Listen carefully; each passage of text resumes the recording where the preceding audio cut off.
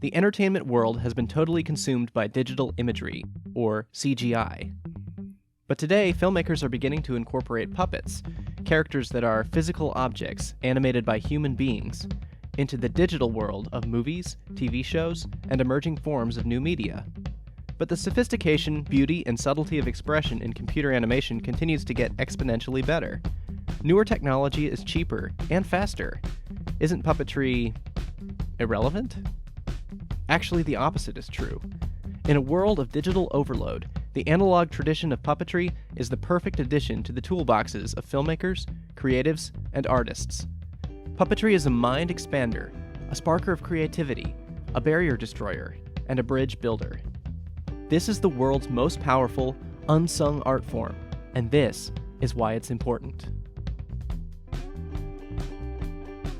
Puppetry is, at its core, taking an inanimate object, or almost any object, and imbuing it with the illusion of life. This illusion is one of the purest forms of fantasy. The idea of a spark, like that of human consciousness, finding its way into anything. As one of the oldest forms of expression, early examples of puppetry can be found in ancient cultures around the world. Some of these early puppets survive, and depictions of puppet shows appear in records from prehistory, to ancient times, to the Middle Ages, to the Renaissance, to the Industrial Age and the modern era. Although these shows have always entertained children, this was not and has never been the only audience for puppetry. Often puppeteers were roving artists with bawdy, blasphemous, or politically charged plays that audiences of all ages loved. These puppet shows were radical and powerful, challenging the way people think and leading to social change. But the spectrum of puppetry that most of us today encounter fits into two categories: programs for preschoolers and the X-rated parodies of the latter. But the truth is, these are just two extreme ends of the possibilities. In between them is a whole world of potential that remains mostly unexplored. In America, puppetry is sometimes regarded as an old-world vaudeville act, noted more for novelty than artistry. In some ways, puppeteers perpetuate these stereotypes out of a deep passion for historical styles that, while beautiful, are a microcosm of the full depth of the art form. Puppeteers and audiences alike often make the mistake of linking the whole of puppetry too closely with the works of Jim Henson, namely The Muppets and Sesame Street. Undeniably, these works are some of the greatest examples of puppetry in modern culture, and their impact is immeasurably great. But this style is just one small part of a larger world that Henson himself was always eager to explore. In reality, puppetry and object animation is an art form unto itself, much bigger than a sideshow act. As powerful as theater, as rich as dance, and as evocative as the cinema. According to puppetry enthusiast and producer Jamie Anderson, when someone watches a puppet show, the part of the brain that tells them what they are watching is alive and conscious lights up. What's happening is that your survival brain is initiating a fight or flight response. It's seeing something that looks like it's alive, and so it's saying, watch it. Even though viewers know consciously what they are watching is a puppet show, subconsciously their brain is sending signals that these things they're seeing are not mere objects. The better the puppet is performed, the stronger these signals will be.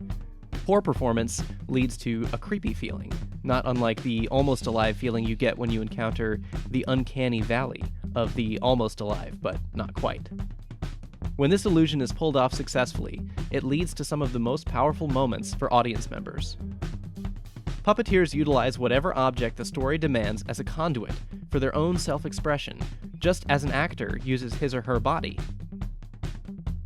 Once audiences connect with the consciousness of a puppeteer via the puppet object, techniques begin to fade away to the back of awareness, and the character takes over. Fans of Jerry Anderson's marionette series like Thunderbirds and Captain Scarlet often report that after watching a few minutes, or even just a few moments, they cease to see the strings operating the puppets and instead become involved in stories and characters.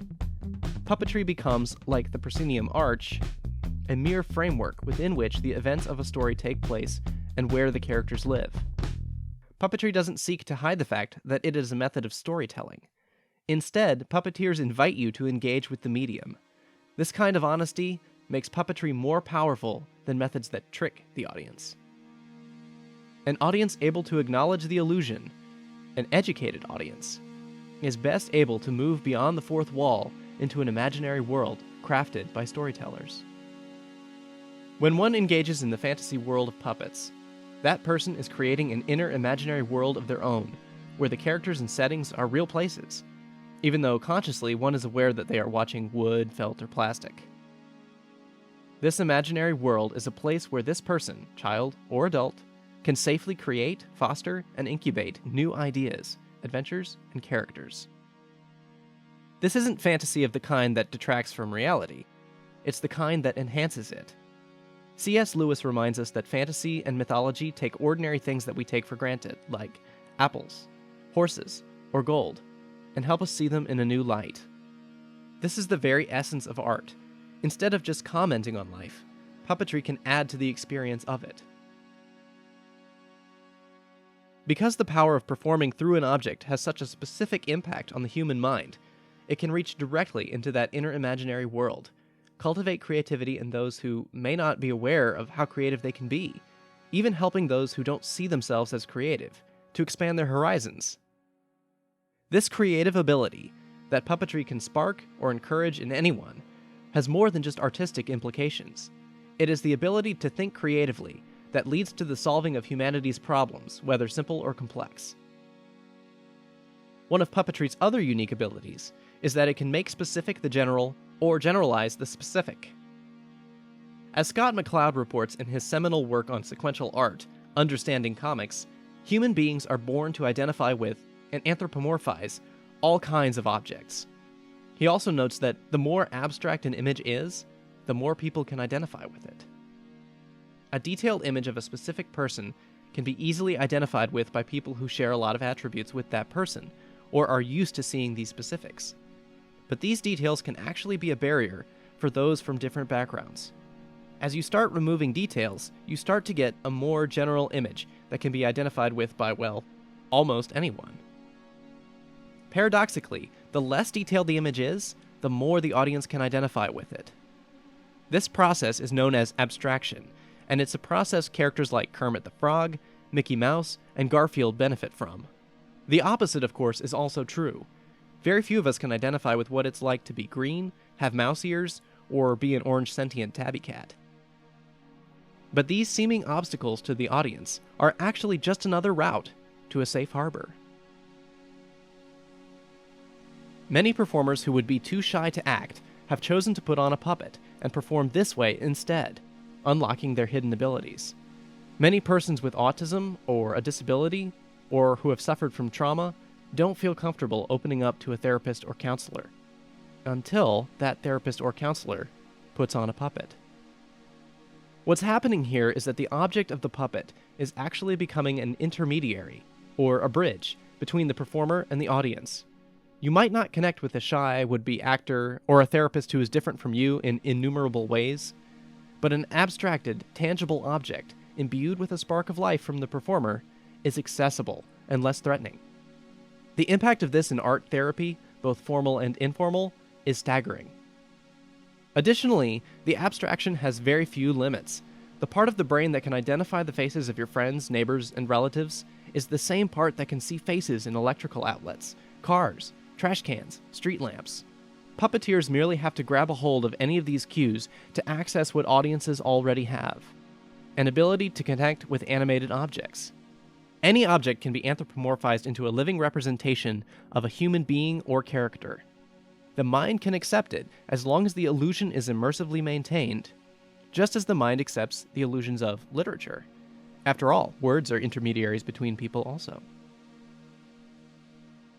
In many ways, puppetry is the intangible made tangible. It is a direct link into the world of someone's imagination, their dream world, that is simultaneously grounded in a real world, where the physics of gravity, light, and mass apply without the need for CGI trickery. While the mind of the audience is creating their own dream world based on the world of puppetry, the sculptors and artists behind the puppets are accessing their own fantasies, conscious and subconscious, to give rise to new forms that will perpetuate the cycle of myth creation and enjoyment. Images that could only have existed in the subconscious can be depicted through puppetry. The good and the bad that we may not be aware of from within ourselves can come to life before our eyes. Once an evil thing takes form, it can be defeated in an act of catharsis.